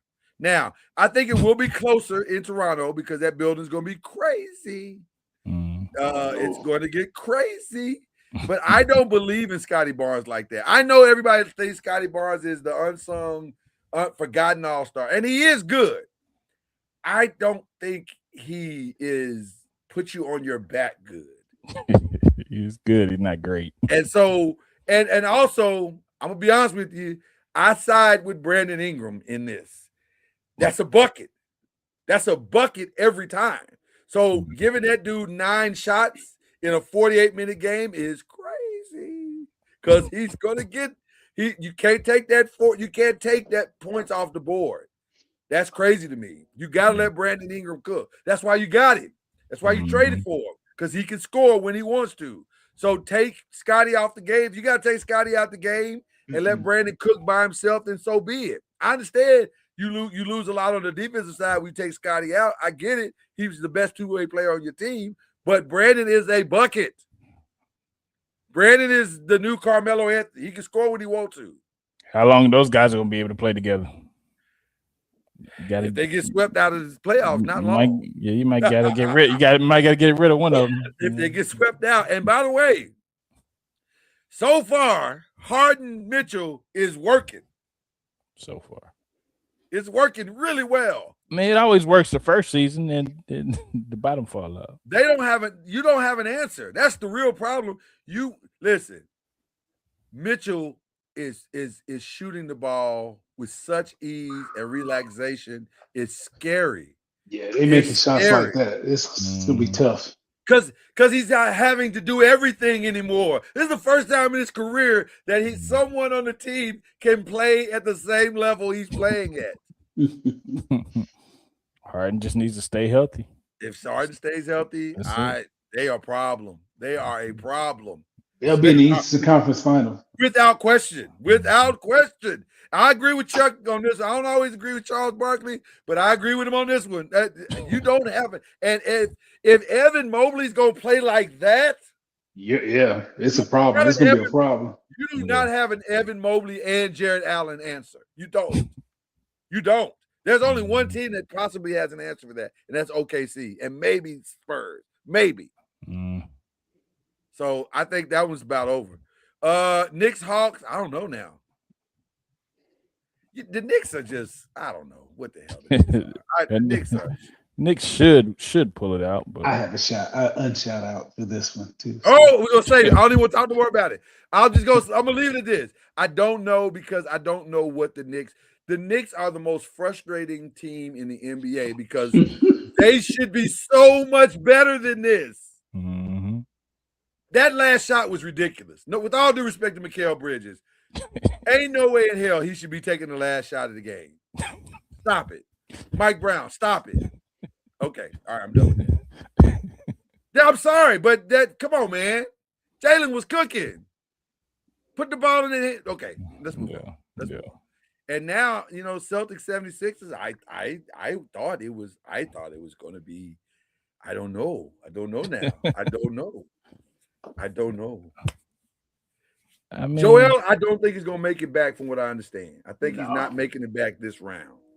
But I don't know if they need him. I think they might be better without him. I don't know. I don't know. You might be right. I don't know. Because if Edgecombe is going to take the steps, and by the way, today was a road game. He got that 30. That place is loud. He got that 30 on the road. Yeah. That place is loud. What do you think? That's a different atmosphere. What do you think he's about to do in Philly? Oh my God. His first game in it. Oh man. Oh my God. Yeah. The Celtics might be in trouble. I don't know. But they don't have, because see, when the Celtics aren't hitting those threes, which they did not do tonight, you look at the box score, then it's a different team. Now, a lot of people go say, well, they got defense. You don't have a defense if the team ain't trying to shoot threes. The 76ers know who they are. They know that their path to winning is attacking the basket, going inside, Edgecombe, giving you a heavy dose of Edgecombe and Maxey, and then freeing up a Paul George who went 3 for 6 tonight. Or 2 for 5 tonight. Hits 2 3. So they know their path is to attack. They're not trying to get out here. Now, tonight they shot threes. God, dog. Maxey hit 5. Edgecombe hit 6. Jesus. They hitting threes. Wait a minute. Hold on. Yeah. They don't only hit threes like that. What's going on? They space that floor. That floor spacing. Yeah. I don't know, man. I'm not. I thought Boston for sure was headed to and now I'm like, I don't know. Well, Okay. All right, let's move on. Jesus. I don't know. That's crazy. Okay. All right. Defensive player of the year has already been decided. It's Victor Wembanyama. That was never in question. Never. Like that should have taken no less than 5 minutes to decide. That's just to add them all up, like right, just to add them to up. see how big the margin is. That's the only issue. Yeah. It should have been as simple as put everybody in the room, everybody raise your hand, let's move on. Clutch player was decided tonight as well. SGA took that. I don't think I disagree with that. I think he probably is the clutch player. I would have made a case for Anthony Edwards, but I'm okay with SGA. Yeah, we need a bucket down the stretch. 99%. Yeah, he's gonna do it. Most controversial one will be this one. I gotta give it a flag. Man. It's the measurements. It's what you're choosing to measure. If you measuring, I gotta go flag too. Like he's the guy. Yeah, Knuckle is like third. Yeah. I think winning has to matter. My heart says Edgecombe. It won't be Edgecombe. It'll be flag. But I think winning matters to me. Yeah. I think it's gonna be at a Knuckle or a flag. It'll be one of the two. But I think it's gonna. To me, I would give Cooper the edge because he's the guy. He is the guy. Right. He's the first one. Part. Yeah. Mm-hmm. He's complimentary part. 100%. Most improved. First of all, shout out to Nickeil Alexander-Walker. I love that kid. I think his future is extremely bright, and he's going to be a magnanimous role player and a solid 3-and-D guy for the rest of his career. I really, really like the way he plays. I really like the way he approaches the game. It'll be interesting to see where I don't think where he is now is his final spot. I just like the kid. Now, having said that, Jalen Duren's going to win it. That Alexander bloodline is kind of strong though. It is. Get some players. 100%. But Jalen Duren's going to win it. Think so? And he should win it. From where that kid was last year to where he is this year, and his team is the number 1 seed. Okay. Although there's a strong possibility they may get swept out the playoffs. I love what Jalen Duren has become. Yeah. Love what he's become. Yeah. I get to. Who would you give to Byron? Jalen Duren. Okay. 6th man of the year. Keldon Johnson. Yeah. I think by default. Yeah. Although I do love that Tim Hardaway's there. I love that Jaime Jaquez is there, but yeah, Keldon Johnson's probably going to get it. Coach of the year. JB Bickerstaff. Man, this is kind of this Bickerstaff to me. I mean, here's the irony of what we talk about with this. He gonna get swept. Y'all remember when Dirk won MVP that year and lost in the first round? Mm-hmm. I mean, that's a testament to his coaching job to me, though, because they're not the number 1 team in the East. They shouldn't be. I don't think they should be either. But they are.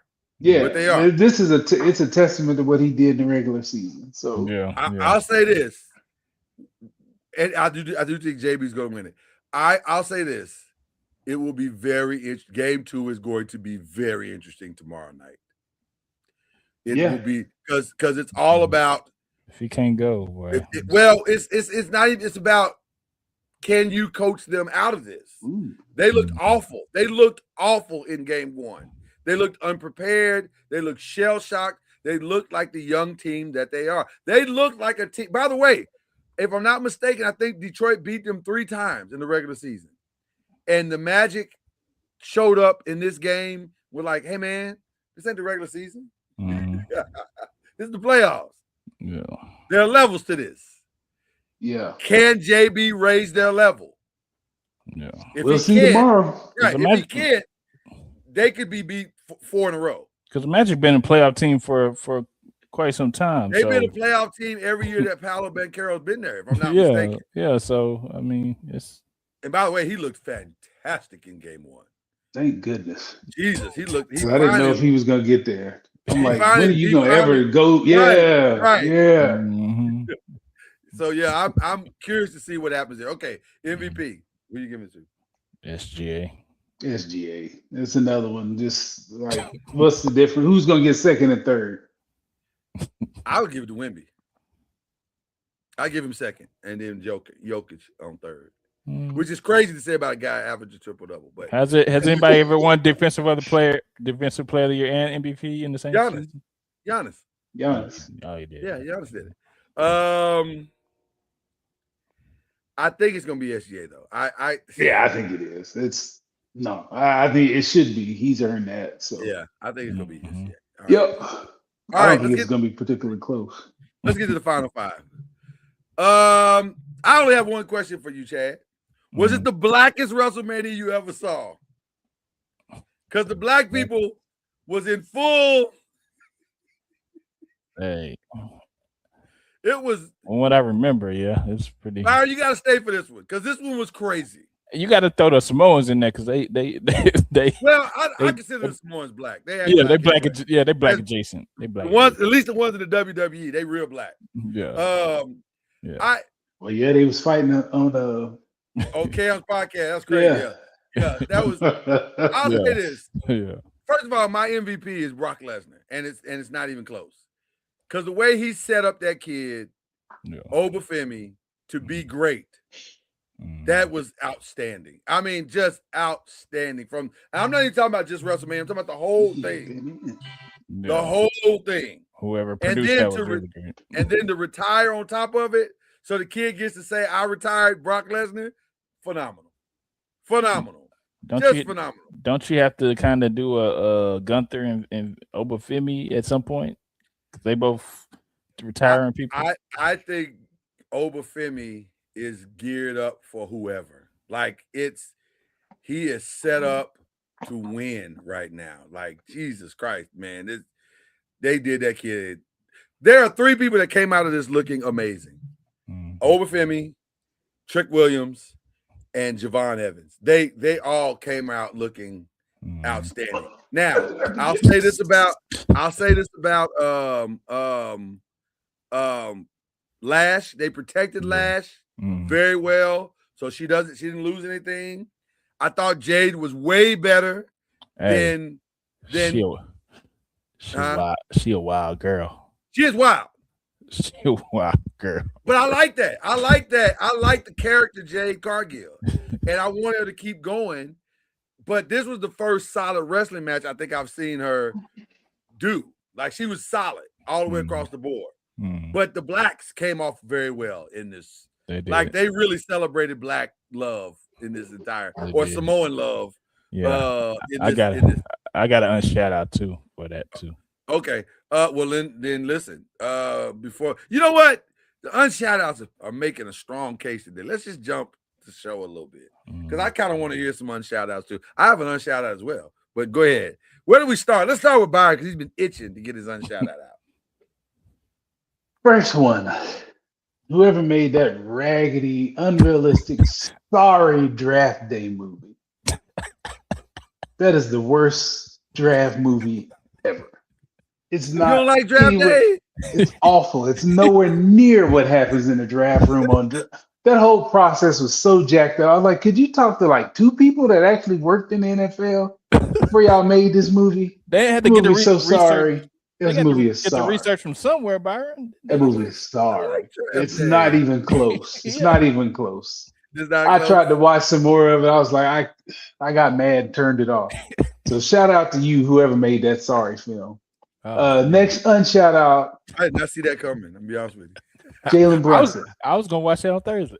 Don't waste your time because it's not close. Wow. Jalen Brunson. I know what you're gonna say. CJ McCollum cannot see you as food, big dog. He cannot see you and see food. You can't be that bad on defense. You cannot be that bad. But And Becky be the best player on the team, But dog. Becky Hammond caught all them strays 2 years ago for saying you can't win with him as your number one.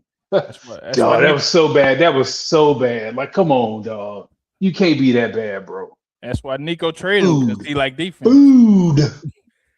Barbecue chicken CJ is what he saw every time he got the ball. What, it like 5 times in a row or 7 times? Every time he got the ball, he saw food. That can't happen, big dog. Come on. CJ is a bucket too, though. Well, that was his CJ's y'all must have forgot game. Yeah. But it can't. Because that was disrespectful to think that he wouldn't attack him. But at some point, you got to have some pride in yourself. And foul. You can't give it up like, something. You can't do that. You can't go out like that. Something. That was bad. Come on, dog. Pinch him. You can't. Yeah, exactly. You can't be food. I just had a thought. Did you, right. Did you at least? He didn't. No, he didn't pinch him. You're wrong for that, Chad. You're wrong. Those are my 2 unshout outs. Did you at least pinch it? He didn't. No, he didn't. He didn't. He looked just like Ronnie in that scene, beat up, bleeding in the sink. That was great, Chad. That was great. That might be your greatest moment in the history of this show. Did you at least pinch it? He did not. Wow. He was awful. Man. Yeah, he was awful. Wow. You know what that looked like? That looked like the first time Steph went to the playoffs against LeBron, and they kept putting him in a pick and roll, and Steph was on that island, and he was just drowning. And Steph said, and Steph woke up and said, "Man, I think I better at least try to get better at this." Like, yeah, I know I should have threes, but got to. I'm embarrassed by this. That was embarrassing. Yeah, when it's like that, the coach just call a number 3. That's how many screens you set to get that one person set up. Yeah. No, it was bad. It was bad. You're not supposed to get cooked like that. I just didn't understand why he wouldn't fight back. That was my question. Like, why are you not even trying to fight back? Dog, that was bad. It was bad. I was like, come on, dog. You can't least go stand in his way or something. Do something. Something. Push him. Something. Push him over. Do something. Something. Oh, okay. All right. Take a flagrant 1. That's funny. That was funny. God, that was fun. I forgot about that line. That was funny. Okay. Jesus. All right. What are your shout outs, Chad? You on a roll. Go ahead. My shout outs. Follow that up. I'm gonna shout out Big Jim, and I'm gonna shout out Montez Ford. He shot the club up. Taking all the black women out of professional wrestling. They shot the club up, both of them. both their Byron. I do know what y'all are talking about. Yeah, both of their wives at the top of the women's, and both of them shot the club up at the most inopportune time. So shout out to having the babies. That's awesome. Yeah. Now, Trick, I'm gonna need you to chill out, brother. What's coming? It's coming. Trick, I need you to chill out. And when baby fever's in the air, it seems like everybody catch it. Yeah, and Brandon Phillips. I can see Lash catching it. Brandon Phillips, I need you to chill out too. Who's Brandon Phillips? Jay Cargill. She's married to Brandon Phillips. Oh no, she ain't gonna let that happen. She runs that. Chill out. She run all that over there. I ain't gonna get into her. That might be too personal, but I don't think it's gonna happen with Jay. Chill. Jade and Lash, I think, are going to try to protect themselves for a little while at least. Yeah. So yeah, they shot the club smooth up. Man. My shout out is the whole Cameron Jey Uso thing. If you're gonna fake this thing, okay, that's fine. But at least bring it to WrestleMania. What is the purpose of doing this if y'all not gonna? Yeah. What is the purpose of this? Like, maybe it's gonna play out in the storyline at some point, but right now it's just stupid. Like beating up a podcaster, who cares? So I don't know. We'll see how it goes, but right now it's just stupid. So I'm not feeling it. Very. I'm not feeling it. And then I had another unshout out. I'm trying to remember who it was. Who was the unshout? Oh, you're not gonna like this one, Chad. Okay. Unshout out to the entire Warriors organization.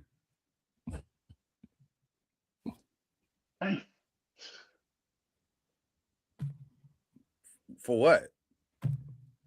Like, you rushed him back for what?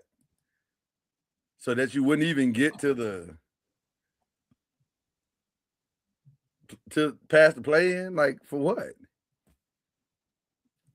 What's the point? I didn't. Hey, and I'm not done. No, okay. I'm just saying. I agree with you. Go ahead. And then also, why are we trying to run it back? For what? You know, I agree with you. I remember the shock and awe that we had at the end of Avengers Infinity War, when we were all shocked to see the guys, dissipate into thin air, dust or whatever it was. And I remember everybody walking out the theater like, wow, I can't believe it's over like that. But it was over. I need that to sink in for the Warriors. It's over. Like, it's fine. And here's the other part. It's also the reality check that I think the Warriors needed, because you do not have a backup plan. Now, should you pay Steph to keep playing there? You want to fill seats, that's fine. If you want to honor the man's legacy, no. I approve everything you said. I feel like the Warriors' reign ended when Klay Thompson left. Well, it definitely was the signal that people didn't listen to. Like, they thought the signal was saying, "Oh, we just need to trade Klay and then go get Jimmy and we'll be fine." No, that signal was saying trade Klay, trade Draymond, trade Steph while their values are still high, and then bring in some players and start a whole new thing. Oh, and also let Steve go.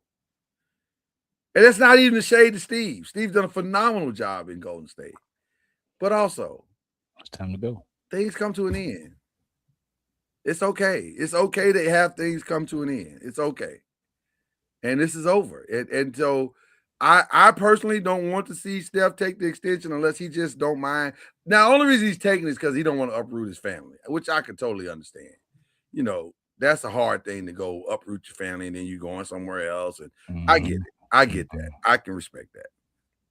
So he'll probably take the extension. And by the way, it's deserved. But I also need you to understand that Kobe took the extension.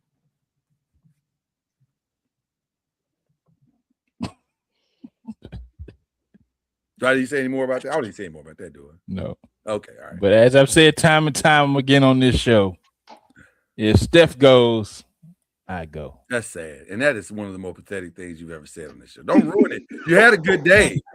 You had a good day with the great line. As my sister Nene Leak said, I said what I said. That don't make it right. It's cool. Just like you said, just because you said it, don't make it right. All it's right. cool when they do it. It's probably not. It's not though. I don't like it when they do it. So there you go. All right. What are we watching? What did we watch? What are we watching? NBA playoffs. Yeah, NBA playoffs. And I got to catch up on Abbott Elementary too. I'm behind. Yeah. Hey, I got to catch up. You need to do it tonight because tomorrow's gonna be a moment. Too funny. I'll catch up during the day tomorrow. Yeah. Tomorrow's gonna be a pivotal moment in the history. That's what I hear. Too funny, man. I got fussed out by a certain 19-year-old because I'm not caught up. Yeah. Oh, I had to get on Kendrick this last weekend because he wasn't caught up on Tournament of Champions, which, by the way, was outstanding ending. Outstanding ending. I'm not caught up either. Wasn't what I thought it was going to be, but it was a great ending. So yeah, all is right with San Antonio right now. So they're up 93-79. So maybe when we come back, I don't know what happened. I don't know. Nah, he's out. They just went on a run. Okay. Yeah. So they should be able to survive this game. Maybe without him. Yeah. It'll get interesting if he's out for an extended amount of time. Yeah. Okay. If you are a food competition person like I am, the next great show is about to start, which is two great shows. If you like MasterChef, love MasterChef. That started last week, and then also 24 and 24 is a great time. I watched it last year. I knew somebody, this agent I know, his wife was on it. Really? Which one was she? Kathleen. Okay. I know she beat God, I can't, the first round she beat she had a guy who said she had a big win in the first round. Yep. And then so I was rooting for her. I want to say she beat the dude that's like a legend. He does a lot of the judging. I can't remember his name. I can see his face. You know what I'm talking about. Scott Mark I thought she beat Scott Conant. No, it wasn't Scott. It was Mark. Scott Mark from the other show. I know you're talking about. I know you're talking about though. I know exactly what you're talking about. Yep. So that's 24. Now let me say this about 24 and 24. One of the most insane cooking competitions I've ever seen in my life. It was crazy. You have to be a stone cold fool to be on that show because you're up for 24 hours cooking. Yeah. With no sleep. For sure. There's no way that food can be good by hour 18. Like you just put stuff in a bowl at that point. Like I don't even know what to do. Yeah. But it's fun to watch. It's fun to watch. It is very fun to watch.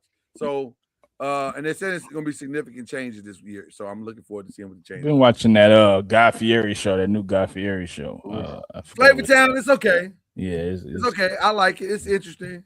But he got a lot of those shows though. Like at this point, he got a lot of those shows. So they all kind of run together for me at this point. But I like it. It's not a bad show. It's just, Guy and Bobby Flay run Food Network at this point. Mark Murphy. Mark Murphy. Yes. I couldn't think of his last name to save my life. I knew there were two guys that competed. And Mark, I get Mark and Scott confused because they kind of got the same type of temperament. And so, yes, Mark Murphy was who it was. I was surprised to see Mark compete last year. But I don't think these legends understand these cooking competitions, these new ones, as well as they did. Because Aaron Sanchez, who is a serious cooking legend, especially in the Latin community, thought he was going to roll up in the TOC and just dominate, and he went out to an 8 seed. Now, to be fair, that 8 seed made it to the Final Four, so damn good 8 seed. But still, he was like, "Oh, my flavors," and I was like, "I don't think you understand what you're doing here, sir. You're about Which makes Bobby Flay's show even all the more ridiculous because this fool will be coming up with stuff.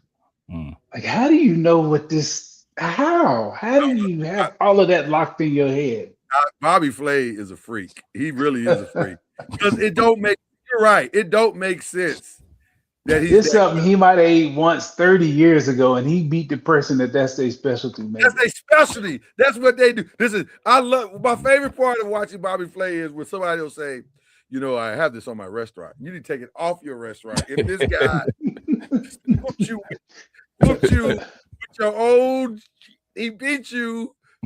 It's crazy. Bobby Flay is amazing, brother. Yeah. He is amazing. That's my favorite chef. I love watching Bobby Flay. Him and Gordon, those are my guys. I love watching Gordon. All right, but anyway, so we're watching that. What else is something is coming this week? The Pit ended last week. Amazing ending. I love The Pit. I still haven't started The Boys. I've decided I'm not going to start The Boys until May 20th during the season finale. That's when I'm going to start it. Because it's just too much. I don't want this. I got other stuff going on, and I don't need that in my head right now. The Boys is a lot. It's a lot. I don't want it. I'm trying to think of anything else. It's probably gonna be NBA playoffs and Abbott for the foreseeable future. Right now. Oh, and The Floor. Me and the girls watch The Floor. Y'all watch The Floor? I have seen it. So The Floor is a weird thing. Yeah. Because it's the easiest, hardest game show on TV. Yeah. Because the questions are not difficult. They're not hard. Except that they are hard when you have a clock going back and forth and and they throw just enough that hard into every round to where you go, I know what that is. But I don't know what it is. The clock is ticking, and oh my God, what is that? That's a pass. And you're like, wow, you just passed on that? That's crazy. You gotta know your stuff, man. You gotta know your stuff. So we watched The Floor, so we'll watch that tomorrow as well. That's pretty much it, Byron. I don't Yeah. My TV watching is centered around my girls and my wife. Like, yeah. That's why I'm watching shows or whatever. Thanks. So, all right, prayers up. Who we praying for? First of all, there's been a crazy amount of people. I don't mean to be funny in a prayer time because it's not really appropriate. But you'll understand what I'm saying when I say this. And I'll say it this way. I was going to say it differently. I'm going to say it this way. If you don't want to be in your relationship, just leave. Amen. Yeah. Just leave. You don't have to kill you and her to prove a point. Mm-hmm. So please just leave. That is a public service announcement that we would like to give to anyone listening to this show. Please pass it along to anyone else. You don't have to commit murder to prove a point of your love. No. It's not proving that. It just proves that you're a psycho. Just leave. And also, if you are a woman, pay attention to the signs. Because I tend to believe, and I could be wrong, and I'm not trying to victim blame at all, but I am saying usually there are signs. And the best time to get divorced from somebody is before you get married. So pay attention to the signs, to all of the signs. And I know sometimes you miss them. It happens. But if you can, pay attention to the signs. And sometimes you got to go get other people who don't have as much invested in you in this as you do to watch the signs for you. Friends, family, invite people to your house and say, girl, just do me a favor and watch for some signs for me. You know what? Play board games with your man. See how he handles board games, competition. See how he handles other people in the room. Bring over attractive people. Do what you got to do to force the signs out of him. Because I'm sick of him reading every day somebody getting killed. And it's happened a lot in the last 3 weeks. Like a lot. Mm-hmm. So we pray for everybody that lost somebody. But I just want women to protect themselves. I also want to send up a prayer for our social media brother, Kev on Stage. Fam, you ain't wrong. Let me start by saying that. You ain't wrong. But you ain't got to take on all these fights. Mm-hmm. It ain't worth it. It ain't worth it. Because you're never going to big dog. Yeah, protect your peace above all. These folk ain't gonna never hear you. They're not gonna hear you. Nope. And they're looking for someone to hold up for their Sunday morning service as the banner for this ridiculous fight that's going on. So it ain't worth it. It ain't worth it. There's nothing for you to gain here. So stop trying to convince these folk. Stop destroying the peace in your house so other people can have their victory. It's not worth it. But we're praying for you, brother, you and your family, because absolutely what's going on with that is ridiculous. So I just wanted to share that. All right. I think that's all my prayers up that I have. Y'all got any prayers up? Travel grace for Brennan and Tanika. They're on a visit. So okay. Nice. Definitely. Definitely. All right. Love me some prayers. So you know how definitely. Definitely. You know what that is. Okay. Okay. Chad, you got anybody? Man, just prayers for everybody's family, man. Everybody, pray for the sick and shut in, everybody, This man said the sick and shut in. He's on the road today. He's on the road today. The sick and shut in. Not that we channeled 1981. I feel you. I do have a shout out. No, I forgot one. To the voters in Virginia. Good job. Yeah, prayer up or shout out? Shout out. I meant to say it earlier. Let's get to it. Shout out or shout out? No, shout out. Right, okay, we're there. Yeah. They voted yes enough to change those seats in Virginia. So the voters in Virginia did the right. They got it right. Mm-hmm. They got it right. Shout out to Virginia. Cool. And shout out to everybody who's fighting that fight right now. It's man, shout out to everybody in the military because I can't imagine what y'all are going through on a day-to-day, hour-to-hour basis. So shout out to everybody in the military. Facts. It's brutal right now. It really is. It's brutal. Facts. But we will just keep praying. That's all we can do, man. Sometimes you just gotta let go, as the song says, let go and let God. There you go. Since we already are sick and shut in, let's bring out all. Is there one? Is there one? Is there one among us? This man is on a roll tonight. He really is. What other shouts do we have? We have any other shouts? No, I just forgot about that one.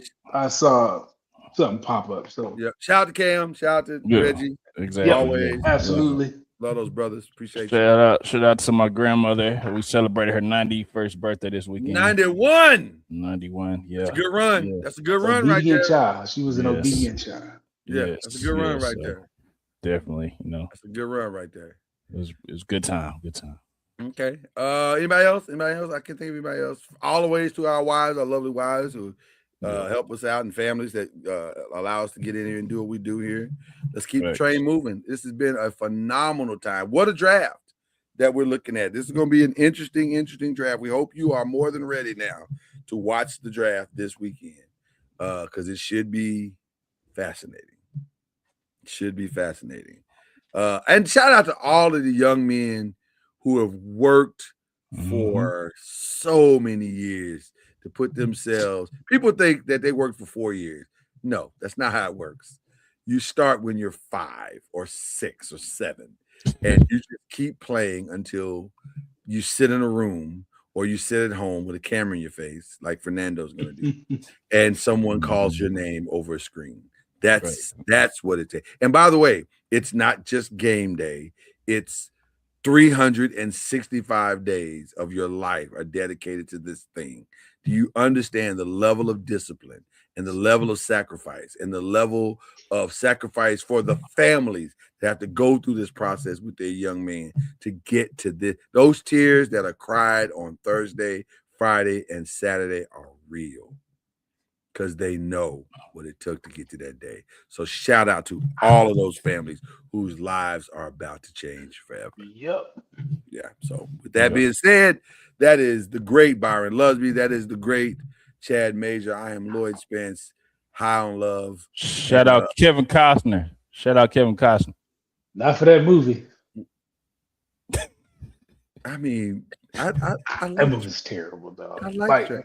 Me too. I thought it was okay, but I don't know what goes on in the draft room, so I don't.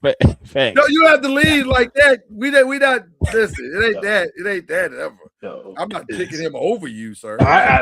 But still, if y'all like that, no. Well, because we as scouts were disgusted. We don't know no difference. I know was disgusted with that movie. We don't know no difference. We don't know no difference. So that's the problem. So now I feel that's fair. That's fair. Now that you said you hated, then we have to go through that next year. Just kind of what really happens. Exactly. It really ain't nothing. You just sit. You're sitting there watching and eating. That's all you're doing. And then if something crazy happens, and then you go back to watching and eating, and so basically you're watching it on TV till it gets close to your pick. All the prep work is done before. So there's no post-it note that says Vontae Mack above everything. Y'all be good. Enjoy the real draft. Right. We appreciate y'all. Oh man. That's funny.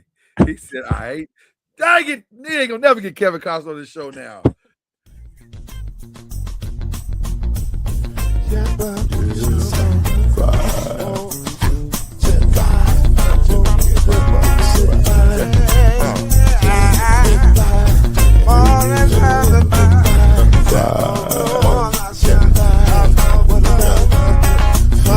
Get you 10 when you're plugging in with the